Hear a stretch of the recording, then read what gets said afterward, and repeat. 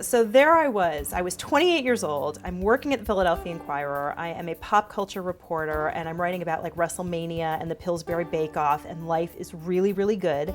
And then I get dumped by this guy, and I am devastated.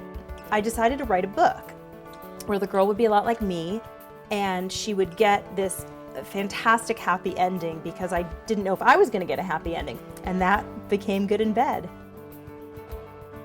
I was really surprised by how many women sort of said, you know, this is my story, this feels like my life you're writing about. And I think a lot of women really responded to Cannie's voice, which was a little bit fresh and sarcastic, where maybe that's sort of how women talk to themselves or talk to their friends or sound in their own head, but maybe it was a voice they hadn't seen on the page yet. In my earlier books, it was sort of like my life at that moment. Like, I'm single, so I write Good in Bed, which is about a single girl. And then I get married, so In Her Shoes is about sort of engagement and marriage and family relationships and sister relationships. And then I have a baby, and Little Earthquakes is about new motherhood.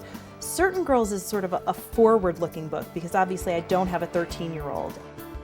I always knew I wanted to come back to Cannie's story, and I always knew I didn't want it to be sort of, it's 6 weeks later and she's struggling with like exactly the same stuff with Good in Bed. I wanted to write about Cannie as a mother. I wanted to write about Joy, her daughter, as a character with her own voice. Being a mother has been good for my writing in terms of having less time to actually write, but being intensely focused when I do have time to write. Used to be when I left the Philadelphia Inquirer and was doing fiction full-time, you know, you'd sort of noodle around, you'd wake up in the morning and you'd check your email and go to the gym. And now that I have 2 daughters, I'm very focused.